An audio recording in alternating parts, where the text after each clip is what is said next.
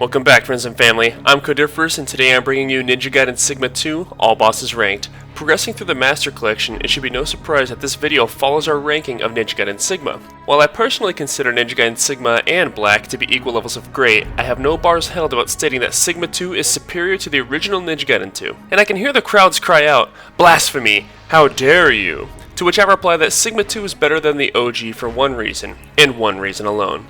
Sigma 2 does not have this.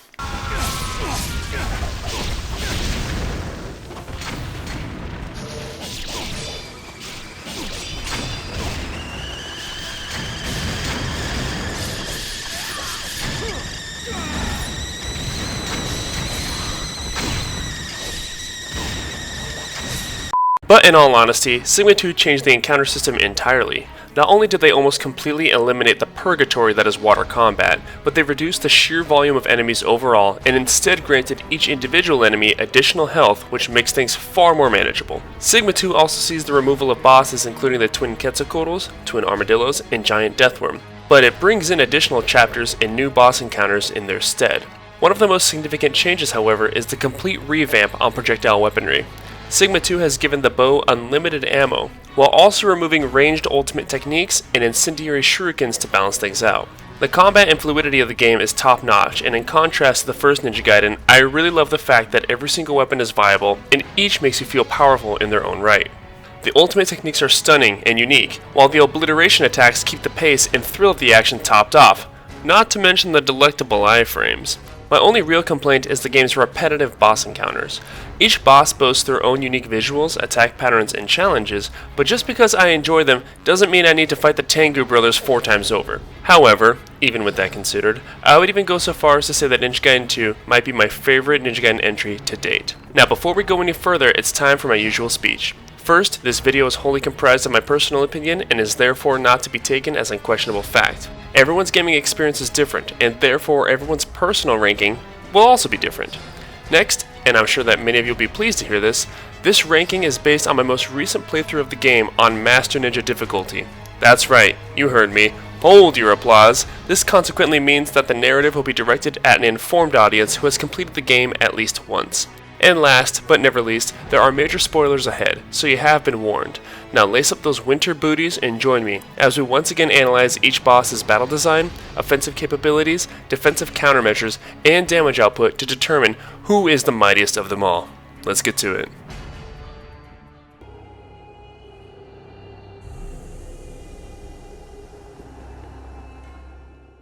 Number 22, Quetzalcoatl. Cracking open our bottom echelon is the Quetzalcoatl. I almost forgot to include this boss on the list due to how insignificant it is. The twin Quetzalcoatl fight was removed from this game, but the solo encounter was left behind. The Quetzalcoatl is battled just before entering the Temple of Sacrifice after you free it from its birdcage. Yes, that does mean you can just as easily opt to proceed forward instead, making this fight entirely optional. The newly added infinite arrows make for a wash of a bout. This boss has dramatic attack animations and slow-moving fireball projectiles. The fireball does have a remarkable explosion radius, so be wary of that. Otherwise, it doesn't matter what difficulty you're playing on. As long as the boss attacks as slowly as it does, you should be able to obtain a flawless victory. Dodge and shoot, end of story.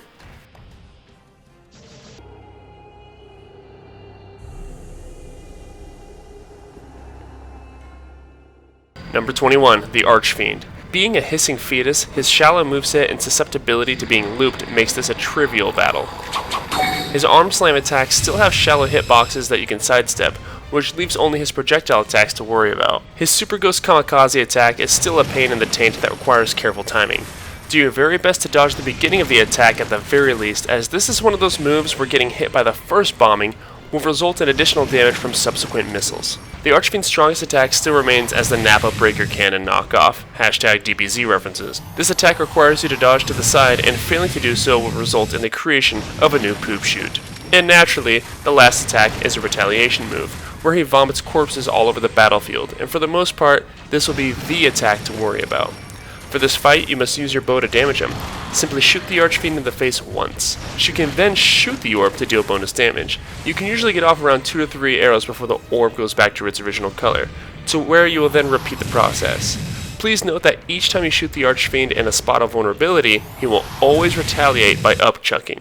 This essentially boils the fight down to shoot in the face, shoot the orb, roll jump to new location. Repeat. And the introduction of infinite arrows only makes this already easy boss child's play.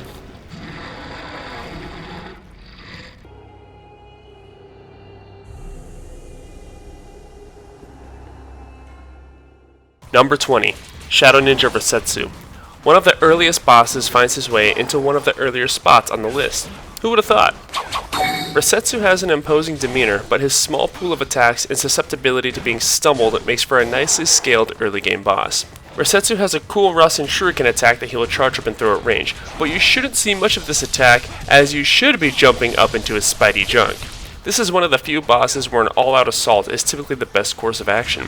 Resetsu stumbles from your attacks most of the time, so take advantage of this to full combo at any available opening. When Resetsu finishes his own combo, he has a generous window for you to abuse. Additionally, his strings are interruptible, meaning that if you can cut in your own attacks before he can land his, you'll be able to stop whatever he's doing and just trim the hedges. Otherwise, not much else to say about the boss, as the fight should be over in no time. Resetsu is fought many times in the game, seeing as how he becomes a basic elite enemy type later on down the line.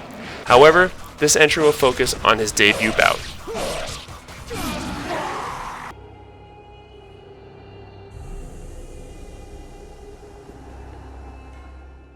Number 19, Buddha Statue. A new challenger approaches with the Buddha Statue looming in as the new first boss of the game, encountered right after your prologue fight against the Spider Ninja. Buddha Statue has slow attacks that all have dramatic telegraphs and obvious predictability. Nonetheless, the widespread area of effect and super armor of the boss does present itself with some challenge. The key here is to wait patiently for your opportunity to strike. Take the small window between its movements to inflict some paper cuts on its phalanges. I found it safest to attack the Buddha's right hand, aka the hand on your left. Seeing as how he slaps you more often with his left hand, I can only surmise that that is the one that he pimps with. Later in the battle, the statue will call down several cleansing beams at your location, but this is choreographed by a stereotypical Zen pose. If you are brand new to the game, the boss will catch you out more often than not. However, I am talking to the master ninjas here. Easy is as easy does. The Buddha statue is fought again without any real change up between his encounters, so he only secures a single spot for this list.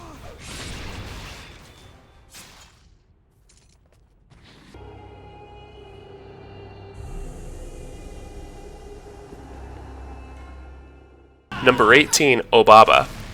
Battled as a boss unique to Ayane's story, Obaba is the oracle of the Black Spider clan and resembles a pickled scrotum. Yeah, design-wise, one of my least favorites. Obaba has a shallow move pool and is open to attack at all stages of the battle. Take my word for it, getting to Obaba is much harder than the fight itself. The only real challenge about this whole ordeal is the fact that you're playing as Ayane. Ayane's attacks are quick and short-ranged, and while I do like the flashiness of it all, her damage is laughable. Thankfully, Obaba is slow and predictable. She has many lumbering attacks, but they have such an obvious telegraph, I do not deem them much of a threat. The only attack to worry about is her grapple, which starts with a bear hug wind-up. Otherwise, block and dodge your way to the side and unleash a combo. Dodge her retaliation. Unleash another combo. Repeat until dead.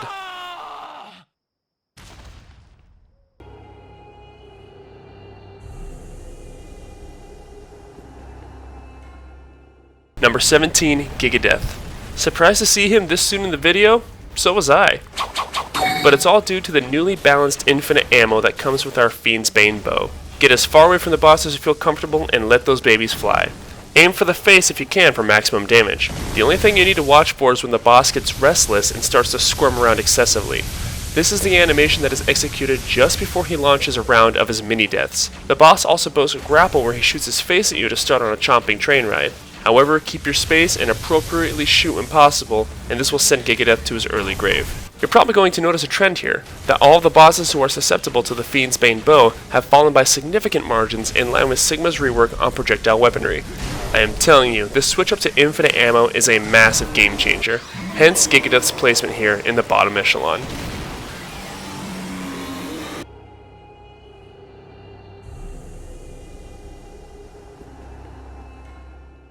Number 16, Water Dragon. Did I surprise you this time with this placement? Much like Gigadeath, the Water Dragon only claimed such a high profile in the previous video because we were looking at him from the standpoint of a blind playthrough with a limited arrow supply, where now things are quite the opposite. And oh lordy loo, how the turntables. The fight has changed this time around, where you actually cannot even jump off of your starting platform, signifying that this boss was intended to be a ranged battle all along. This means that it's time to throw on your tights and rock that Robin Hood furry fox cosplay. Arrow away with reckless abandon. There are 3 threats to worry about. While you remain king of the hill, Water Dragon will use his shockwave and homing ice attacks, which you are able to avoid with proper block and roll maneuvers.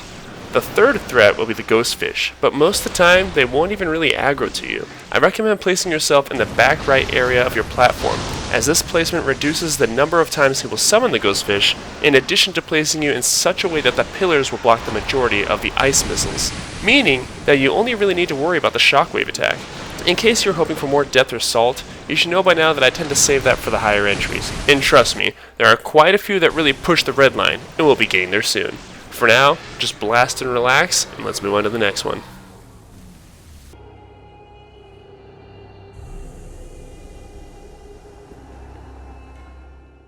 Number 15. The Black Dragon fight, while awesome in presentation, is mostly forgettable. The fight was over so fast that I'm not even certain I got to see the boss's entire arsenal of attacks. The Black Dragon replaces the twin Quetzalcoatl encounter from the original Ninja Gaiden 2, which is a welcome choice given the great design of the dragon. The dragon has no guard, meaning that you can beat your meat around his feet in whatever fashion you feel. I found my best strategy was to just have the boss face sit me while I hacked at whatever appendage was within reach. And now I will introduce you all to the beauty of the undefeatable demon combo, aka the ace combo. Requiring you to upgrade your dragon sword to the 2nd level, this combo consistently cleaves through the majority of bosses, as this attack hits for heavy damage and covers a wide area in the event that they displace themselves. Employ this combo with reckless abandon and wait for the end. Against the Black Dragon, he only ever opted for ground pounding, which is very good news as this attack is simple enough to dodge and it doesn't hurt to get hit by. In any case, do your best to dodge around and exploit his openings, and that should cut it in no time.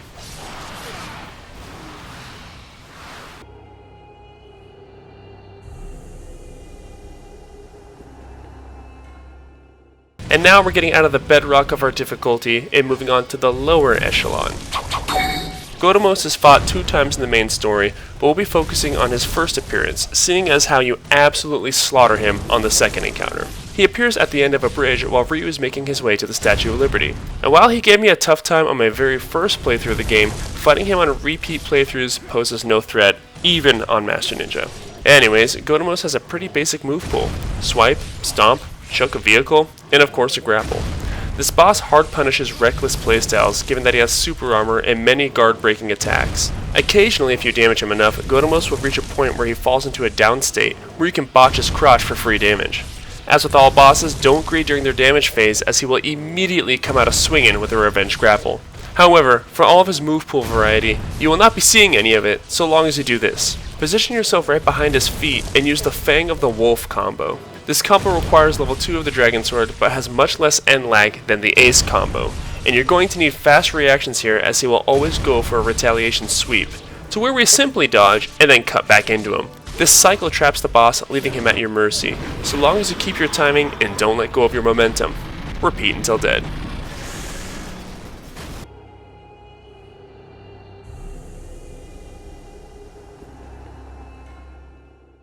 Number 13, Statue of Liberty. The Statue of Liberty is a new boss fight added to Sigma, and is encountered after defeating Alexei, and depending on how many potions you used in your fight against him, you could very well end up in Paddle Creek without a shit. What seemed like a cool new boss just ended up being a reskin of the beat-to-death boss fight that is the Buddha statue. Yes, the statue has some added electric flair, but you should be wholesomely familiar with the attack patterns. Bait out the fragile, manicured fingers of the fair lady, then proceed to break them off with your man muscles. The doo-doo part of this fight comes in the final phase. Without knowing what you're supposed to do, you can find yourself in quite the situation. But of course, you have the internet here to show you what you need to do. Simply use your bottomless supply of arrows and shoot at the brightly painted target before you. Complete the execution when the statue falls over, and congratulations, you destroyed the totem of Alexei's not-so-secret fetish.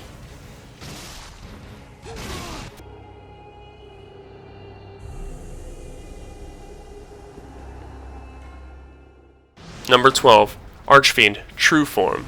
The actual final boss makes his way into bringing all of the typical annoyances and challenges that you've come to love so far. The Archfiend spends the fight in 3 different phases that he will rotate throughout.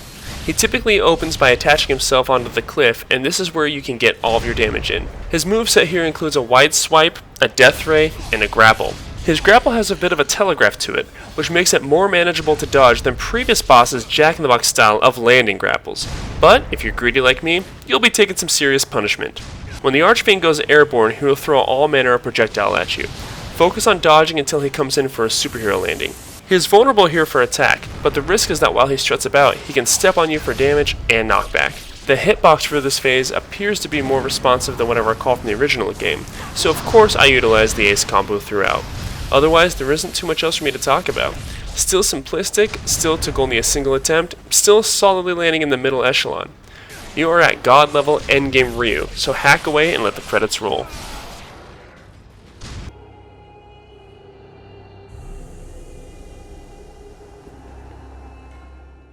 Number 11. Wolf, invincible ruler of storms.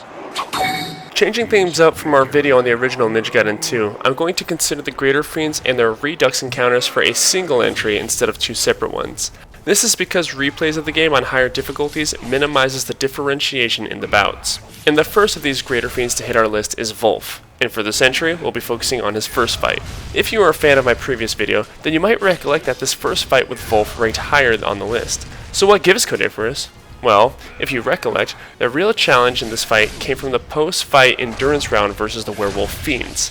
However, in Sigma 2, the wolves no longer have the ability to use the gibbed limbs of their fallen brethren as makeshift projectiles. God, I love this game. Combo this with abusing the ultimate technique of the newly acquired Scythe, and we can make short work of the wolves from the first encounter, and even shorter work of the Centaur Fiends from the second encounter. And with that, we can turn our focus to the actual boss itself. This battle follows the classic procedure of attack and receive. Wolf is a decently challenging boss, and I actually enjoy his fights thoroughly. He only has one move that's difficult to deal with, and that's his Lycan Rush. This attack feels like it was nerfed, though I'm not certain how. In any case, dodge through his combos as most of his attacks have guard breaks, and then retaliate with a combo that has a strong finisher. After that, it's back to dodging. This fight will be over fast, with one of you dying within the first 30 seconds.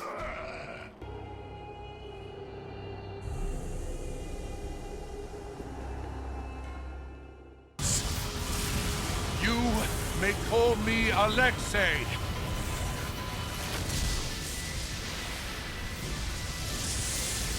One of the 4 greater fiends and master of lightning.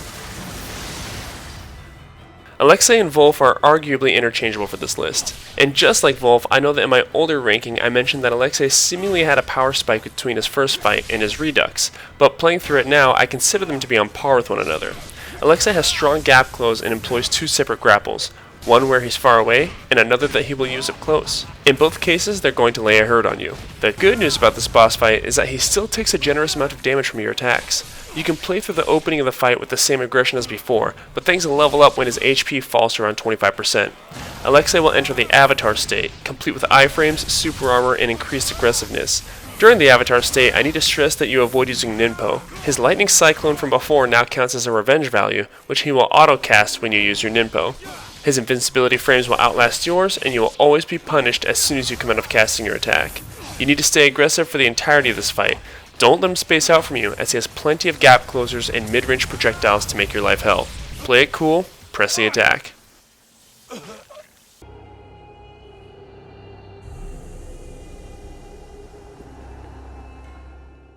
The next several entries are entirely interchangeable from my experience. This upper echelon of bosses balance on the line between moderate challenge and being unreasonably difficult. And with that said, we can now talk about the Nuclear Armadillo. The Nuclear Armadillo is encountered in a back-to-back boss fight right after your second fight with Genshin. Seeing as how the Incendiary Shuriken was removed from the game, I would wager to say that this boss actually got a buff from this. Nuclear Armadillo's weak point is his face. Yes, attacking him here puts you at risk for his grapple, but once you learn the animation startup for it, a well-timed dodge will take you out of harm's way, so you can resume the beatdown. He has some basic attacks such as the tail swipe and flamethrower attack, but the biggest one you need to be mindful of is the rolling firestorm. This attack can make multiple passes, so keep strafing until he unfolds back to his resting position. Nuclear Armadillo will eventually power up at around 1/2 HP. This mode enhances his rolling firestorm to where he will spew meteors while bouncing around.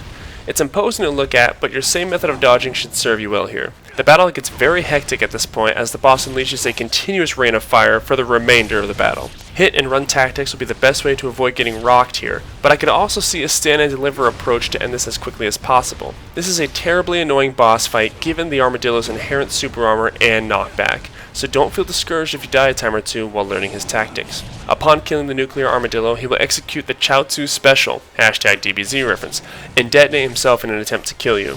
This final gambit attack will one-shot you, so simply hold down block to conclude the fight.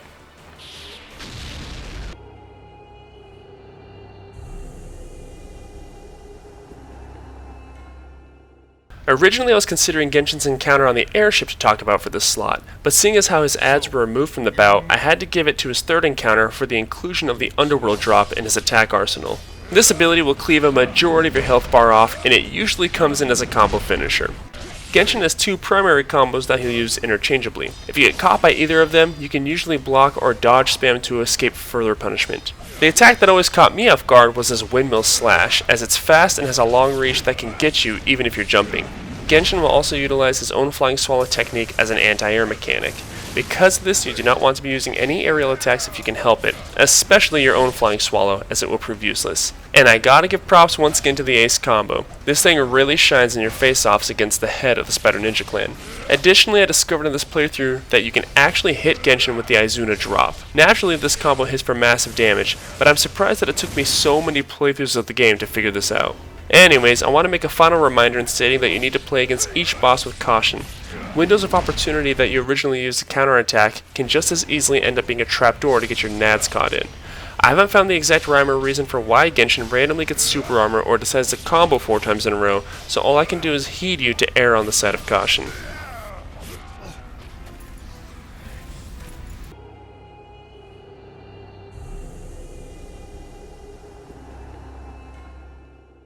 Number 7, Marbus. I was pretty excited to see Marbus back in action after his alarmingly brief introduction, followed by his equally abrupt death in the prequel. Marbus boasts the exact same moveset as he did in the first game, but he has more predictability than previous. Your strategy for Marbus is to dodge jump across the arena until he does the spinning tackle. Your timing for this dodge needs to be precise, however, as this attack has some wicked tracking. Save your dodge for the final moment. Succeeding will leave Marbus in a stunned animation where you can rip off a combo. Getting greedy, however, will make you susceptible to his revenge value in the form of a seismic toss. Barring this move, the rest of his arsenal should be ignored. If the fiend dads get to be too annoying, don't be afraid to dispose of them with Nimpo.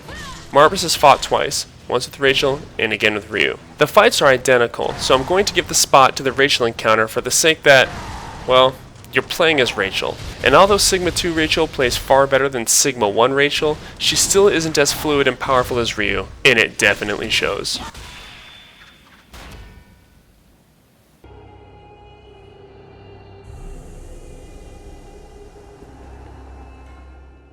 Number 6, Infernal Priest Dagra Dai.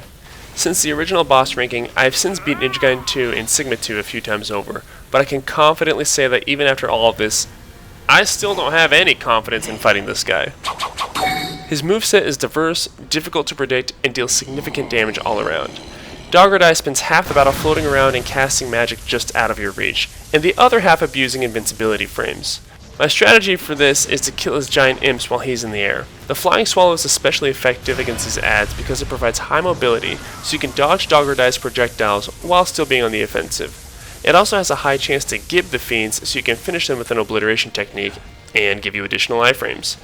Alternatively, a good Art of the Infernal will also do the trick. As you would assume, Dagra Dai is difficult to damage while airborne. He's a huge fan of long-range magic attacks in this phase. His two main methods will be his Hell Geysers and his Death Ray, both of which are unblockable. Strafe and jump until he comes down to face you mano a mano. Take quick slashes just after he finishes a combo. Not only can he teleport away from you in the middle of your combos, but he gains armor on most of his attacks, so he will power straight through you if you lean too much on the offensive. His most annoying attack will be his Infernal Storm. He gains armor frames and fires bolts of lightning at you. Not only are these bolts unguardable, but the timing for these lightning strikes are difficult to pin down, and it is almost impossible to dodge every single one. Another point to talk about is his grapple. It has extreme range compared to previous bosses thanks to the reach of his swords. It's signaled when he winds up his weapons for a lunging attack. Do not be discouraged if you die to this boss, as he has very erratic behavior and has a unique experience each time you fight him. Given that you have endgame loadout at this point, Dogredeye still presents a challenge that requires you at your sharpest to overcome. Admittedly, I feel like his damage and health pool were nerfed in this game, but I'll leave you to be the judge of that.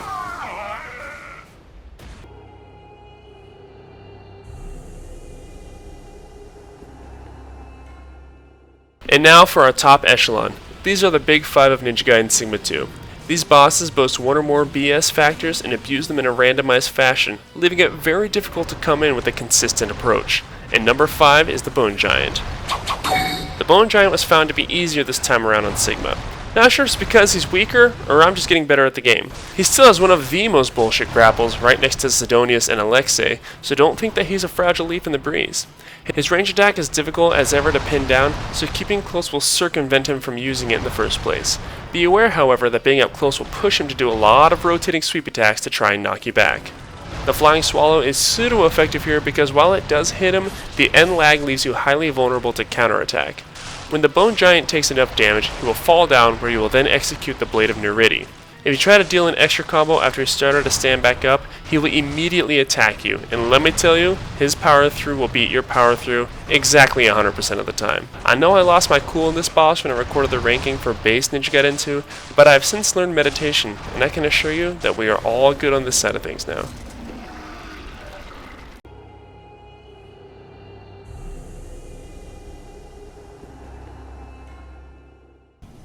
Number 4, Fiend Genshin. He makes his final appearance in the game after Ryu proceeds towards the final antechamber of the Archfiend, where Genshin has seemingly been resurrected by Elizabeth into this fiendish incarnation. Genshin has the same old move pool as before, but with some added aggression, and let me tell you, he unabashedly abuses one of the most infuriating grapples that the game has to offer. I still believe that this is the single most damaging attack in the game, dealing over 60% of your max health in one fell swoop.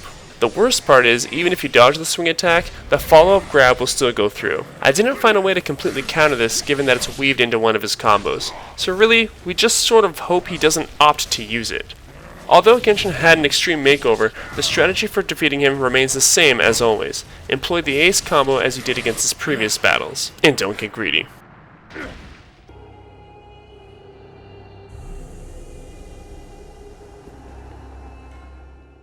Number 3. Tengu Brothers. The Tengu are fought several times by both Momiji and Ryu, but for this video we will focus on the most difficult iteration, which is the twin Tengu Brothers matchup against Momiji at the conclusion of her chapter. Momiji has flashy attacks and finesse in her movement, but holy hell, her damage, or lack thereof I should say, makes this fight agonizing. The Tengu have a shallow move pool, but each attack deals moderate to heavy damage.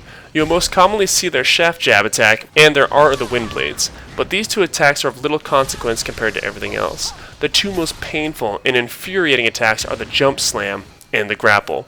The jump slam has a bullshit delay, followed by an even bullshittier AoE hitbox, and the grapple.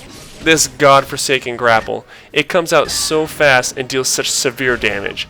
This is the epitome of the phrase, the punishment does not fit the crime, and the crime being your mistake for not reacting to a 0.2 second grapple animation. Scrub. And don't even think about spacing out from the fight here, because each of the Tengu come armed with explosive shuriken that they chuck with reckless abandon and endless supply. The strategy here is to use the camera angle. That's right. Get it to where the camera only keeps a single Tengu in the frame, and the game's logic will have it so the other Tengu won't attack you via ranged ninpo or jump slams. This will require some practice, but please don't make the mistake in thinking that this camera angle trick trivializes the fight. It simply makes it doable. And that's really about all the advice I can give. Momiji is just that insufferable to play.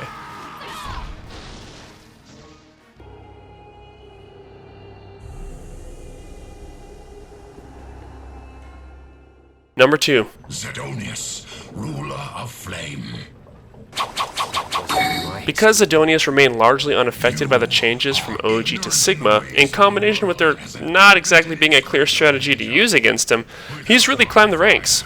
He was a headache in Vanilla Ninja Gaiden 2, and now that has only been amplified by the increase of the difficulty. And for this penultimate entry, we are talking about his first encounter at the Clock Tower, as it is leaps and bounds more difficult than his Redux battle. Zidonius will start this fight off by activating Flight Mode, which is a problem because it becomes nearly impossible to damage. And if you dare to get too close to him, then you remain at the mercy of his superhero landing. To put salt in the wound, he loves to take flight after flattening your cheeks with said landing, to then repeat the process. Whilst the flying persists, Zidonius will give you quite the assortment to deal with. Flame geysers, dive bombs, fireballs, and of course summoning his B-boys to deal with you. And these B-boys are of the worst variety, the Gaja Fiends. Previously known as water skaters, these things are fast with wide sweeping attacks, not to mention their tackle grapple. I typically burn Ninpo to dispose of them as quickly as possible, because I want no part of what they got planned for me. But don't relax your sphincter just yet, because Zidonius will spawn more of them as the battle rages on. When he finally lands, he assaults you with highly aggressive super armored combos. His attacks are sudden, and nothing short of a high perception roll in tandem with the Eye of the Three Fates will save you here. And of course, Zidonius still boasts the most unnecessarily animated grapple to date. And boy does he love his grapple. He always ends his combos with a guard breaker, so pay careful attention to this and get the hell out of the way, as he will follow up with another combo. I usually do not recommend using the Flying Swallow on bosses, but in this case it is worth it to gap close to avoid him employing his much more deadly and torturous ranged assault. And oh yeah, one final note. If he never decides to land from his airborne mode, then understand that you just lose.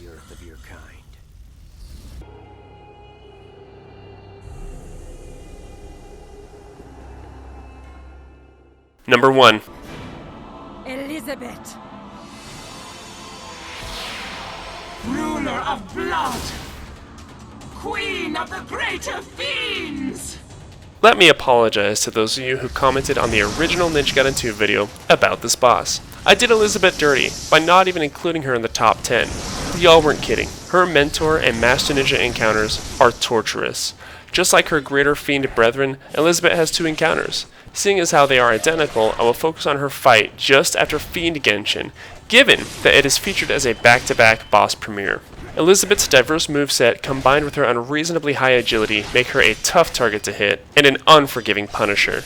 She has 3 basic combo attacks to get herself started off. One of them consists of 4 slashes that can all be blocked. The second one is similar, except that it ends in a guard-breaking tail jab. Her third basic combo simply consists of 3 consecutive tail jabs that have a modest range on them. But the real threat here is that she can choose to chain these combos directly into an unblockable tail grapple that hits for severe damage.